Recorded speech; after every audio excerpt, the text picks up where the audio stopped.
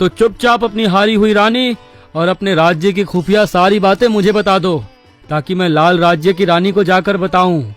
वो मुझे इनाम के तौर पे अच्छे अच्छे पकवान खाने में देगी। और तुम चिंता मत करो, तुम्हें और तुम्हारे बच्चों को भी माफ करके अपने राज्य में रहने के लिए थोड़ी जगह दे देगी। कभी नहीं, मैं मरना पसंद करूंगी, लेकिन अपने राज्य को हारता हुआ देखना पसंद नहीं करूंगी। मैं कुछ भी करूंगी, लेकिन अपने राज्य के साथ धोखेबाजी करके दूसरे राज्य की रानी की गुलामी कभी नहीं करूंगी।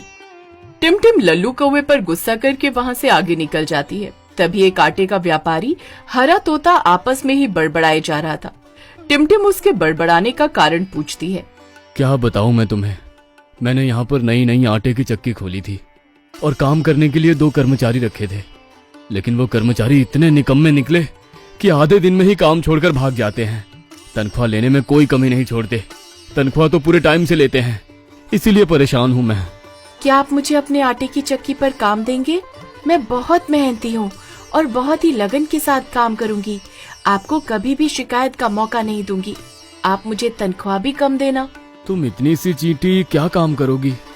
चलो फिर भी एक बार तुम्हें काम देकर देखता हूँ। टिमटिम आटे की चक्की पर बहुत ही मेहनत और लगन से काम करने लगती है। आटे का व्यापारी तोता टिमटिम के काम को देखकर बहुत खुश था। वो अपने पुराने कर्मचारियों को भी काम से निकाल देता है और बस अब टिमटिम को ही काम पर रखता है। उसने तो टिमटिम की तनख्वाह भी अच्छी रखी थी और हर रोज घर जाते समय टिमटिम को 100 ग्राम आटा भी देता था। आटा लेकर टिमटिम बहुत खुशी से घर आती और खुशी खुशी अपने बच्चों और रानी चींटी को खाना खिलाती। लेकिन ये बात दुष्ट लल्लू कौवे को बिल्कुल हजम नहीं हो रही थी। वो जाकर लाल राज्य की रानी चींटी को झूठ में ही भड़काता है और रानी के कानों में कहता है, रानी साहिबा,